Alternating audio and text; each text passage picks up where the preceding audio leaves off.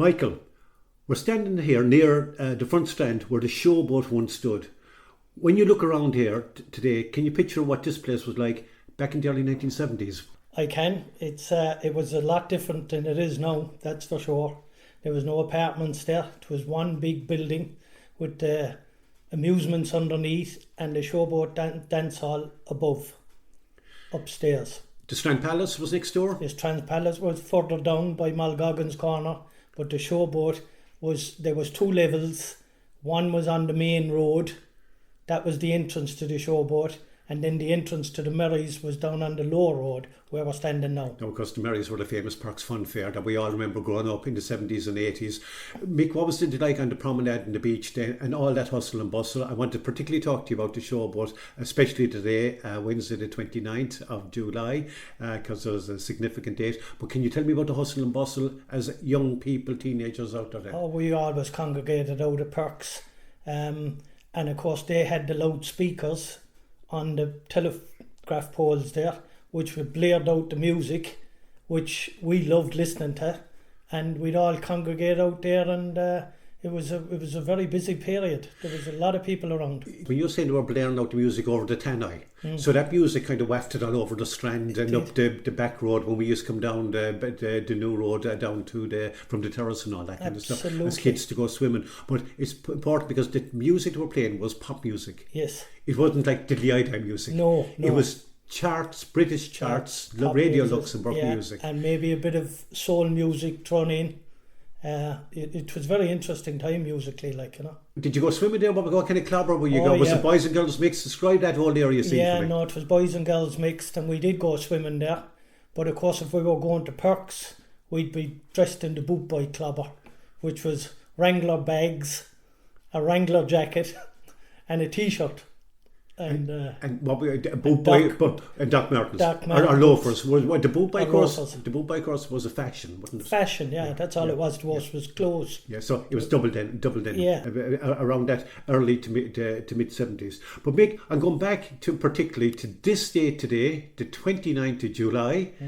1973, and it's got particular significance because one of the biggest chart-topping bands at the time in the early 70s, Mungo Jerry, with their worldwide hit in the summertime, that young and old liked, they played in the Showboat in Youghal on that date, today's date, the 29th of July, 1973. They did, and I was there.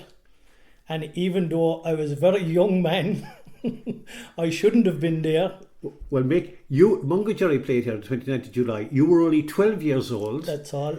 How on earth did a 12-year-old end up working at a concert by one of Britain's biggest pop groups? Because I worked for a guy called Stephen Collins.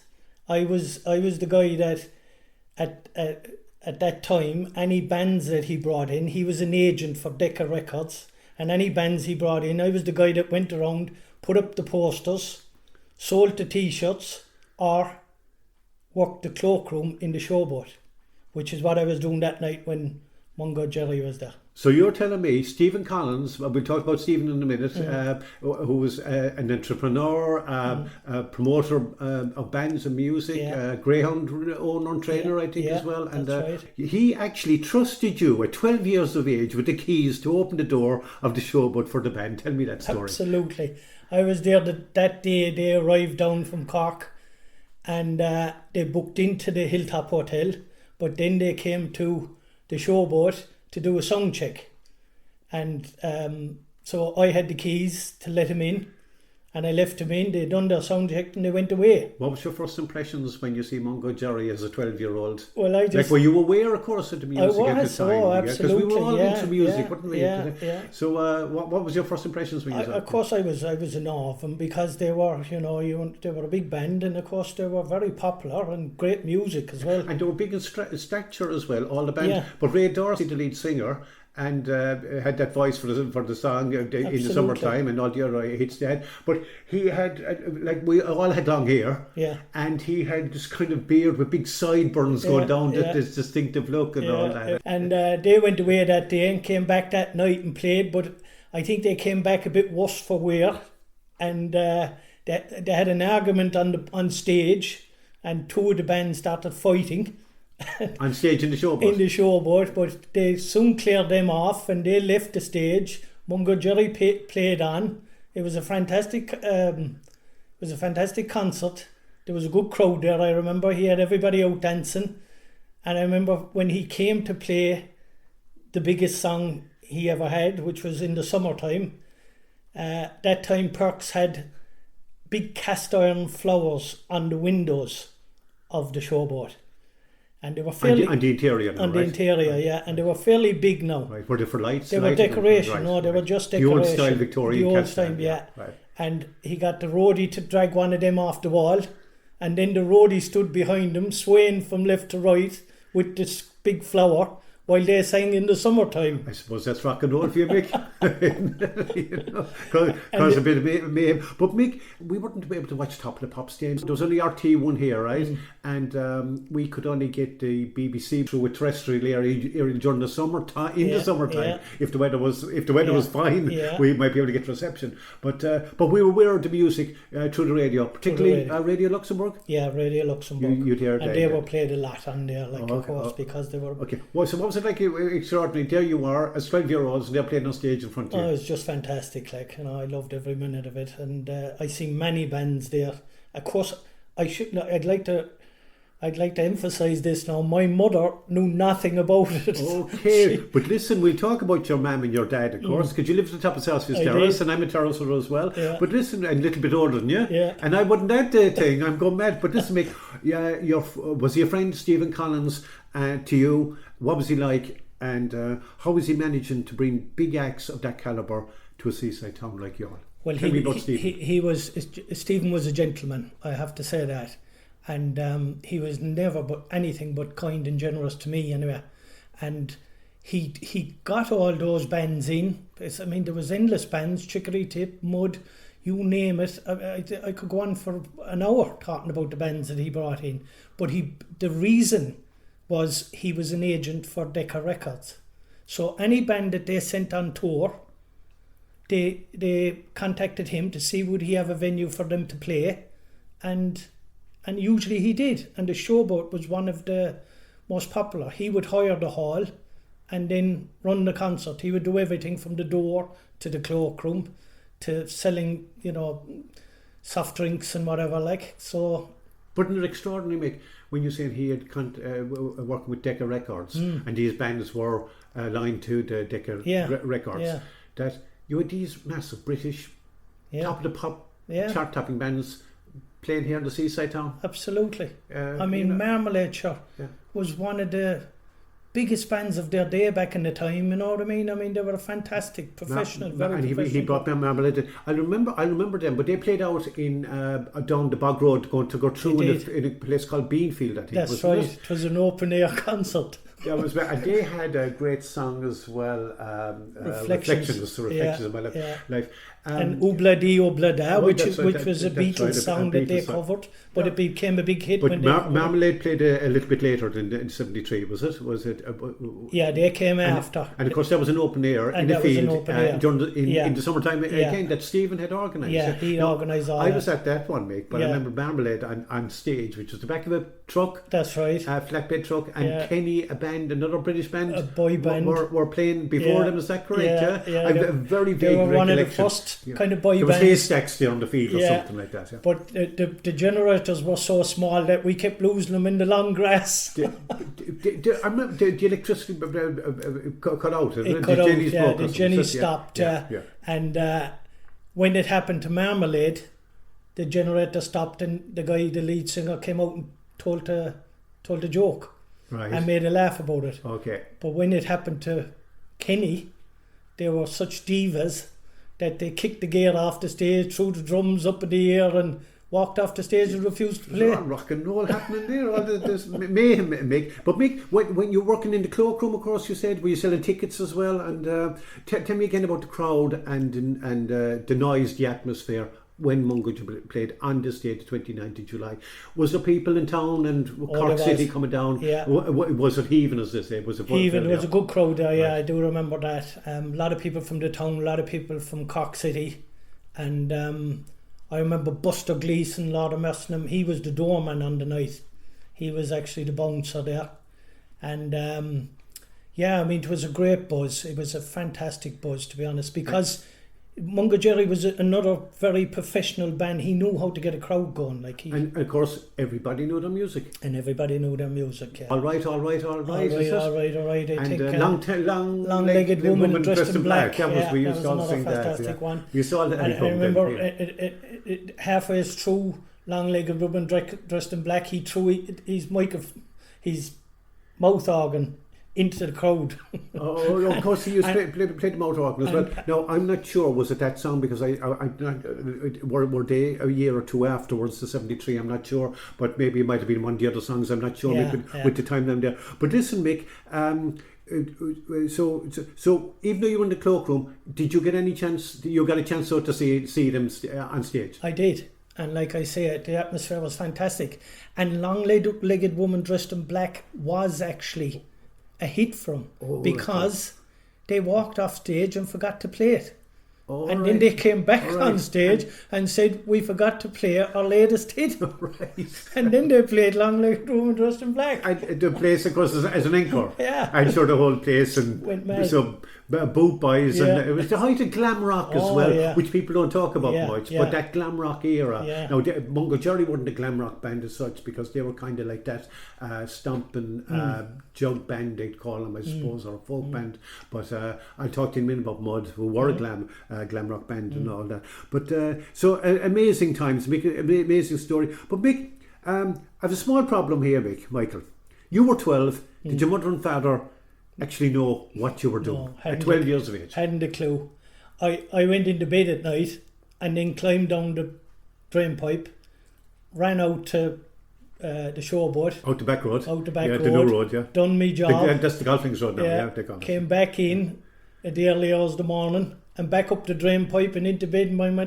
I only told my mother when I was about 30 years of age.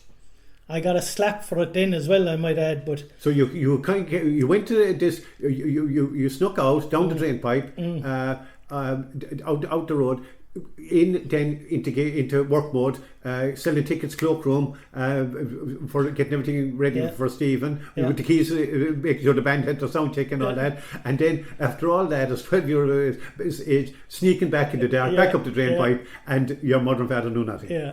And the sound checks were always done during the day, you see, so that was never a problem. So I'd be out to Strand anyway during the day, you see what I mean? Was there anyone else in your household knew that you were doing this?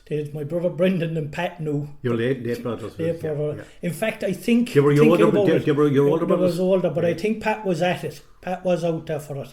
I seem to remember that, because I seem to remember Pat trying to get the mouth organ, but he didn't manage to get it. I could imagine all the boot boys scrambling for that.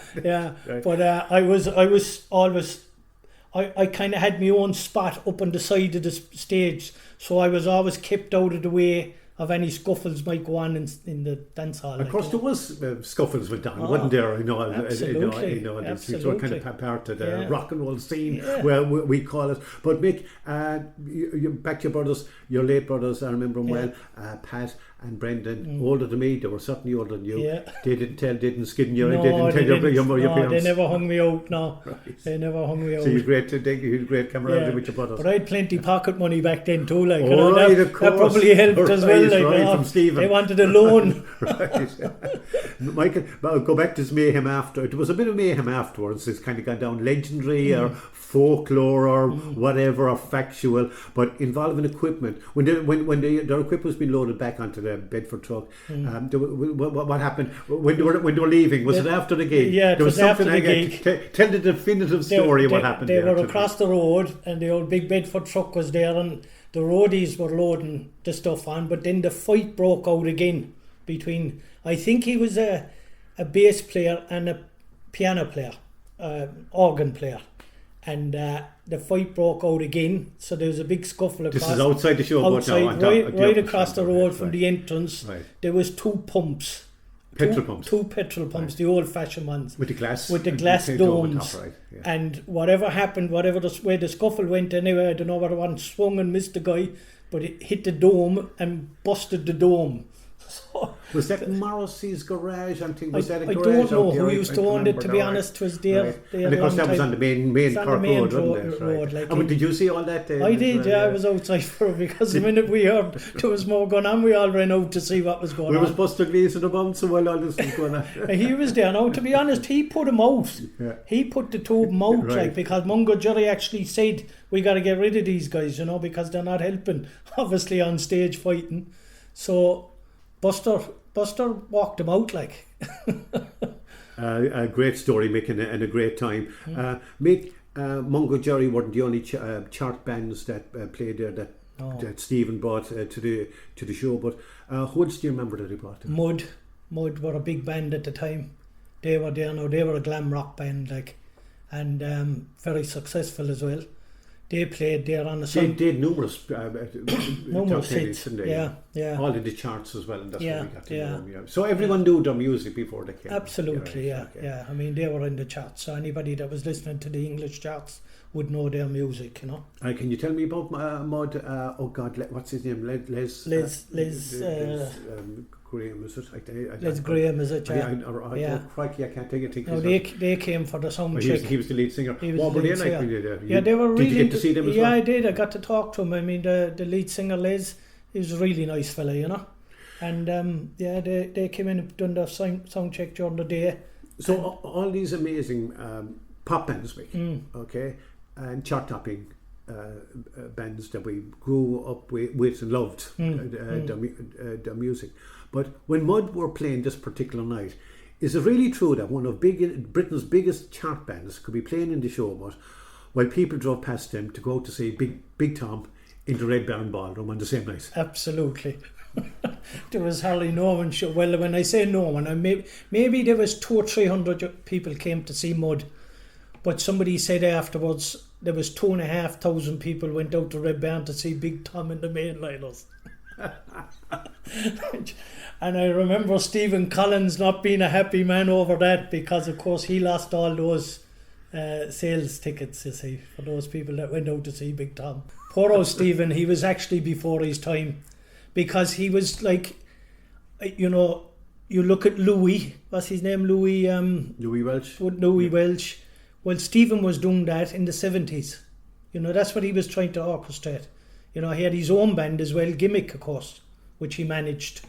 And Gimmick were an Irish band, though, weren't they? Gimmick were an Irish band, yeah. But he was just in the wrong place at the wrong time. Right, you know. right. That happens. But his ideas were good. Right, you know what I mean. Right. And he was bringing in a lot of good bands. So if he was in a little bit of another era, he'd have been. I think he'd have been more successful. Yeah. But what a character he must have been to forward thinking, and you know what I mean, for doing all that. Yeah. You've great memories of him, a great friend. Yeah. Yeah, he was a good friend. Right, I must admit. Like, how did you meet him if you were only young fella?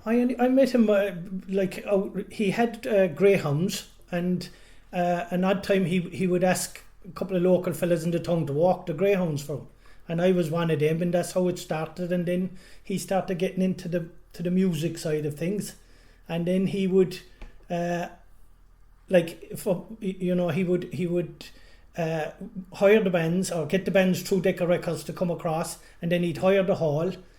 But then there'd be the poster side of things, because back then, of course, no mobile phones, no communication, except the poster was so important that to put the poster up, and I would go around all the shops and ask them to put up the posters for the bands that were coming to play the following week in the Showboat. Mick, what other bands did you say were there? Chicory Tip was there, yeah. Horslips played there through Stephen a few times. Tin Lizzy played there. Oh, really? Yeah, and of course there was a story behind that as well, because Tin Lizzy came and played the gig in a winter's night. I'll never forget it. There was a crowd turned up, but they weren't well known at all, you see. And then he booked them to play again in, I don't know, 4 or 5 months' time or something down the line. But in that time, they had their number one hit with Whiskey in the Jar. So Decca Records contacted him then and said, come here, you know, they can't play for you. And he said, no, they signed a contract. And he said, well, the only way we let him play is if you book a bigger venue, because Showboat's not going to hold the crowd now. course. So that was the first time they played. Because they hit in the and City they Hall. then with whiskey in the jar and top of the pops again, and there you go. And I mean, the night I went out to let him in for the sound check, if you saw the band that came on stage in the City Hall, it was like a completely different band. I mean, the injection of money was visible. Because you saw them in the City Hall afterwards. Yeah, right? yeah. But so what were they like? So before they made it, they were just a kind of small rock. They were just a small rock band, and there was nothing special about them really. And they were, they didn't jump out at you. But in the city that night, in the City Hall, they looked like rock stars. Later on, you saw them, right? Yeah. Okay, Mike. Listen, Chicory Tip and Marmalade and Kenny, of course, were outside. Someone told me that Millie, My Boy Lollipop fame, was there as well. Yeah, and someone said Chubby Checker, but I don't know. These are what I hear in town. I don't remember Chubby Checker now, but I do remember. What were they called? They had a hit with "Build Me Up, Buttercup." What they would have been a soul band, like not the Four Tops. They were English. Oh crikey! I'm stuck there. Yeah, they were there now. They had a lot of big hits back in the day as well. But I think they were on the not the Drifters. No. Right. No. Okay. Yeah. They had they'd after been having a lot of hits, but then they were kind of on the decline. And then Decca Records would also do that when bands were losing their image. They would send them on the road. But that's great, Mick. On this date, 29th July, when Mungo Jerry were there. But Mick, you also you had a rather unusual encounter outside the Youghal Town Hall. That's right. With a young fella called Bob Geldof. Yes. Now tell me what happened there. And I just want to tell the listeners as well, of course, the Youghal Town Hall, as we know it now, is the civic town hall, which it was then, but incorporated the odd CYMS as well, the snooker place in the back. But there was a ballroom upstairs, and there used to be bands playing there and discos playing there in the 70s. I remember that. But tell me, you were down walking, I was walking a young fella again around the street, and you bumped into Bob Geldof. What happened there? Well, I seen a crowd of people in what looked like a queue going into the town hall. Now this was early in the day. And I was the inquisitive mind wanted to know what was going on. So I walked over and I said, "What's going on here, lads?" And they all had Dublin accents. And so Bob Geldof, who hadn't a clue who he was at the time, said, "There's a great band on here tonight. We're queuing up for tickets." And I said, "Really? I never heard anything about that." And he said, "Yeah." He said, "They're fantastic." And he said, "There's busloads of mots coming down from Dublin." And I said, "What are mots?" And he said, Women, tell all your friends." So he couldn't have made a better fella to tell everybody. So I told the whole town, all my friends, that this brilliant band was down playing it tonight. And a busload of women. And there was busloads of women coming down from Dublin. There was no busloads of women. And the queue of people that was queuing up for the tickets was the actual band. When I went in, I recognised them all on the stage. I said, "Hang on a minute, that was the queue." What happened was whatever management they had back then, and of course this was way before they had their hits, forgot to put up posters advertising the gig. So they knew they had to do something to try and salvage. What better than contact the local Youghal boot. Otherwise they weren't getting paid. But ticket sales was everything. That you put you in a terrible position then, because if you were going around broadcasting about this fantastic band, busload of mods coming down from Dublin, that didn't materialise. You were falling out of favour with the local. I think I still have some lumps in the back of my head from when I was getting slapped that night from "Where are the mods?" But to be honest, now it was a good concert again, and you could see there was something different about him.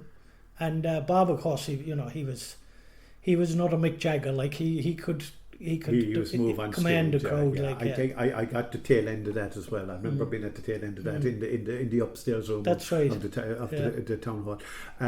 Mike, looking around us now, the Showboat is gone. The Strand Palace is gone. Yeah. Perks has moved. Yeah. When you close your eyes, can you still see the front strand of your childhood? And honest to God, and it used to be such a happy place, and I don't think a place like Perks, although obviously it's done for whatever reasons, but it loses something when it goes indoors, because a lot of that stuff was outdoors, right on the seafront there. Bumpers and Yeah, I mean, helter-skelter you could be in the and all that, aeroplanes, like, and you're almost floating out over the water, you know what I mean? That they were that close to the beach, like, you know, at one time. And it lost that. But, I mean, I've nothing but happy memories from the place. Like. What I miss most is the promenade now. It's still my favourite place to swim.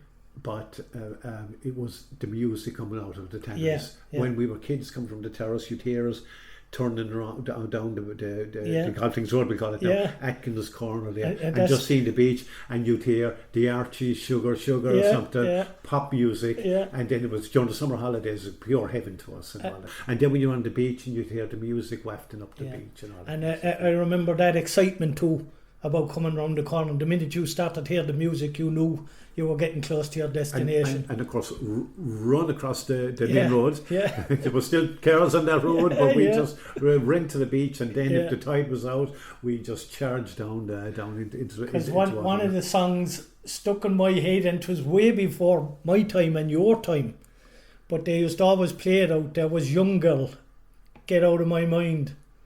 It was a fantastic song, and it never left me. I tell you, every time I hear it now, I think of those days back in Perks. Mick, what was the difference between a 12-year-old or a 13-year-old back in Youghal in 1973 compared to being that age today? I'd say it is a massive difference, because number one, I'd say, like, most of the kids don't go out like that anymore. There's no kind of freedom or no adventure. I mean, I was full of adventure. You know, most of the people I grew up with, we had so many adventures. We were up in the towers. We were out the beach. We, you know, at summertime, we went out to the beach every single day. I mean, you remember that. And we'd stay there for the whole summer holidays, like in and out, like a full-time job. Stop at Flavin's shop, coming home for the bar of slab. And we'd all share it going home up the road. And then home for the dinner. But I mean, they were so happy. People have memories as well as when you were walking in now. Sometimes we went in back the same route, but when you were walking into a town, when you're passing where the Garda station is now, the Coast Guard, we call it there, all the railings there, below the railings there was these metal balls, part of the wrought iron makeup of it, and some of them would be loose, and you just as a kid twirl them as fast as you can as you were heading into town, you know, and then you'd come to a grotto and just turn that corner there, and the heat of the sun bang on you there. We got out this, of course, how we got mixed with no sun cream or suntan or something. I remember one time as a kid, my mother made me with cameline ocean or cream or something, white stuff to put on to keep the buttons off. Because we'd no shades, we'd no sunglasses or hats or anything like that. So we shared togs and all that kind of stuff. There was no accessories. There was no. The biggest thing I remember. And no money. And no money. Except yourself. But I remember back that time when Paisley's started selling these swimming togs, cheap swimming togs, and every mother in Youghal bought them because they were cheap. And I remember there was a group of us, we ran into the water and we went out with no togs because the togs were made of like a toweling material. Philip Artigy. Mick, if you could walk through the doors of the Showboat tonight, the 29th of July, like you did 53 years ago on this day, and it was the 29th of July 1973 again, what would be the most thing you'd like to see? Well, I'd love to see the old crowd there that was there that night. I'd love to see Mungo Jerry, of course, as well, play one last time, but it's a nostalgia that I think never leaves you. You know what I mean? You'd always hop back to those memories. Yeah, I'd love to have seen the Showboat stay open, of course. I mean, it was a historical place, going back to music that we had no connection with, but was so popular back in the day before our time. So, you know, it would be great to see a place like that again where people could go and spend some time and have music and, you know, and the crack together. Yeah, that's what I'd like, yeah.